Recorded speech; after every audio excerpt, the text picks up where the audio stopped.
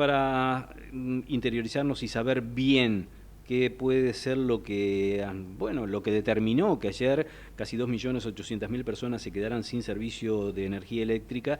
Vamos a hablar con Emilio Apud, ex secretario de Energía de la Nación, y por ahí dirán, ¿cómo 2.800.000? Dijeron 700.000 usuarios. Bueno, sí, un usuario es un titular de un inmueble seguramente, Claro. 700.000 usuarios por 4, si tomamos como promedio de la gente que puede vivir en una casa, como promedio digo, nos da 2.800.000 personas que tuvieron dificultades, ¿no?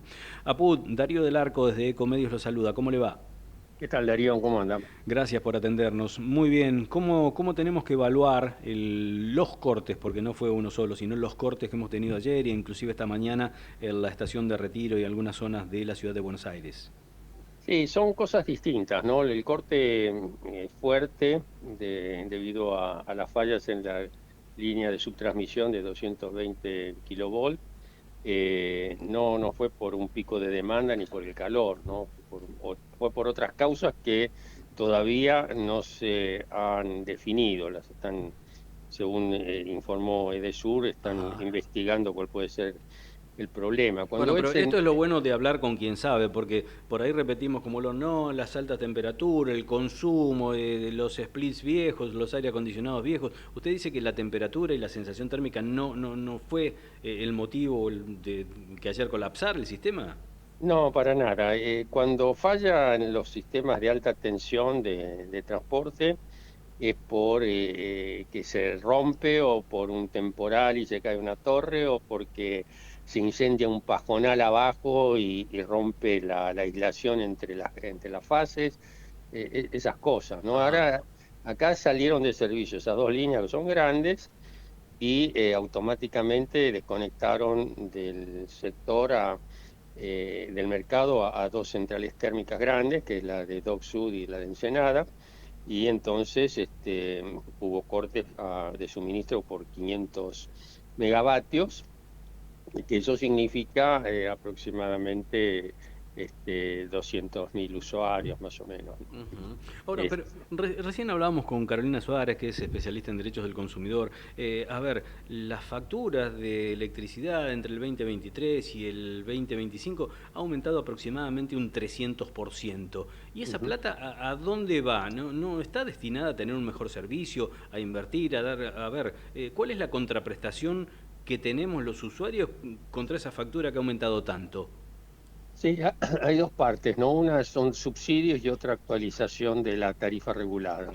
La parte no regulada, que es la generación de energía eléctrica, eso eh, se subsidiaba pagándole al Estado, directa o indirectamente, ¿no? Lo que no pagábamos nosotros.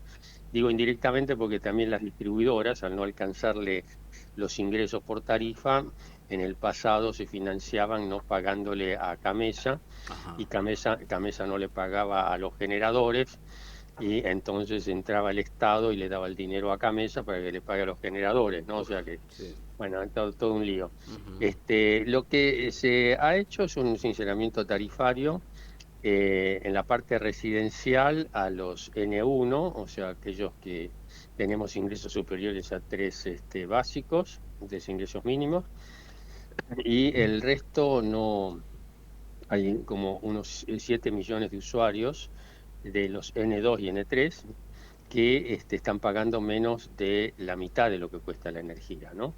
Eso no es tan significativo porque está pagando la tarifa plena la industria, el comercio, el transporte, etcétera, ¿no?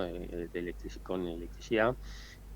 Pero así todo, el Estado todavía está financiando, digamos, al sector en un 20%, que es un adelanto porque cuando asumió este gobierno el Estado financiaba el 80%, ahora financia el 20%.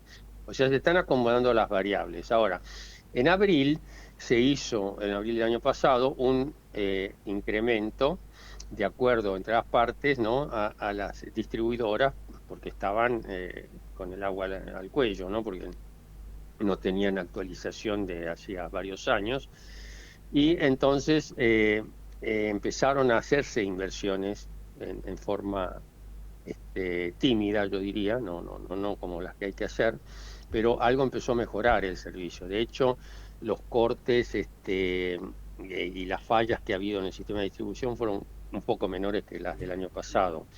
Ahora, la solución definitiva viene cuando se puede invertir en los tres segmentos, no solamente en distribución, sino en transporte y generación. Lo que pasa es que generación, como dije, es desregulado y nadie puede obligarle a nadie a que ponga una central térmica o que ponga una central eólica. Eso depende de las condiciones del mercado y la credibilidad que tengan los inversores, porque es un buen negocio, en cualquier país es un buen negocio poner, qué sé yo, aerogeneradores o poner una central térmica, sobre todo en países como el nuestro que el gas es muy barato, ¿no? Pero son inversiones que necesitan certeza para los próximos 20 o 30 años. Claro. Evidentemente no ha alcanzado con el rigging y las promesas que se han hecho porque los inversores todavía están en la expectativa, orejeando las cartas a ver qué hacen en esta Argentina de Milei que todavía no les da la seguridad que por lo menos ellos buscan, ¿no? Por lo menos hay más consultas y hay gente que se está interesando para entrar. Pero yo creo que mientras siga el cepo, no van a seguir esperando, ¿no? Ahora, Apud, ¿cuánto necesitaríamos para que se restablezca o para tener un sistema energético eficiente en la Argentina? ¿En tiempo o en dinero? En tiempo, básicamente. Y si se empieza ahora, para recuperar lo que tuvimos hace 20 años, es una calidad de servicio así de nivel internacional, y necesitaríamos alrededor de 4 años más o menos. No, pero eso no quiere decir que los cortes se pueden eliminar mucho antes. Si se empiezan a tomar medidas ahora, en el verano 26-27, o sea, dentro de 2 años, prácticamente no tendría que haber cortes. ¿Y cuáles serían las medidas? Las medidas son hacer las inversiones de 10.000 millones de dólares que hace falta en el sistema de transporte, 5.000 millones de dólares en el sistema de distribución y 10.000 millones en generación. Ahora, por eso, con las revisiones tarifarias hay 5 años, y en esos 5 años se hace paulatinamente, porque el que termina pagando eso es el usuario. Claro. ¿Sí? O sea, pone la financiación, la pone el privado, pero después hay que pagarlo a través de la tarifa. Y si se quisiera recuperar todo eso rápidamente, la tarifa sería por las nubes, sería impagable. Claro. Entonces eso es lo que se negocia ahora en el acuerdo tarifario integral, que debería hacerse cada 5 años, pero el último se hizo en el año 17, en el gobierno de Macri, era hasta el año 22, después no se hizo más, y anteriormente en los gobiernos kirchneristas nunca se hizo, ¿no? O sea, Apud, Luis Tarulo lo saluda, buenas tardes. A todo esto, aprovechando el asterisco que usted menciona de las inversiones, ¿no? Me sumo a esto, y hay que recordarle a la gente que en el interior, con Darío, por ejemplo, somos del interior y lo vemos a diario, están las cooperativas eléctricas que también están sufriendo sus crisis propias, y además la tarifa muchas veces es más cara en el interior que aquí, que en la capital federal o el AMBA.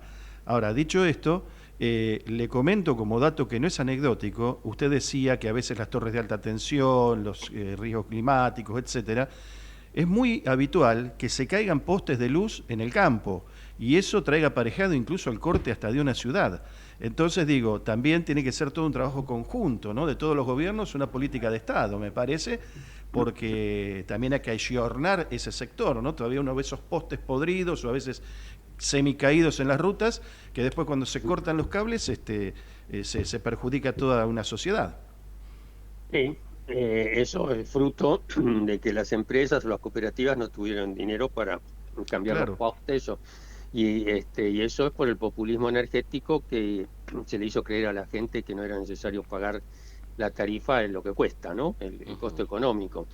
En el interior no es que paguen más la energía, sino que acá se paga menos. En el AMBA se paga menos porque por una cuestión política, el Estado Nacional, que es el que audita, es el único sector, ¿no? O sea, Edenor y Edesur, que está bajo el control del Estado Nacional. El resto están todos bajo los estados provinciales. Pero yo siempre digo, ¿por qué los estados provinciales también no no subsidiaban a sus distribuidoras o cooperativas. Ujú. Y bueno, por la simple razón porque los estados provinciales no tienen la capacidad de fabricar dinero. Claro. Apud, le hago la última por una cuestión de tiempo.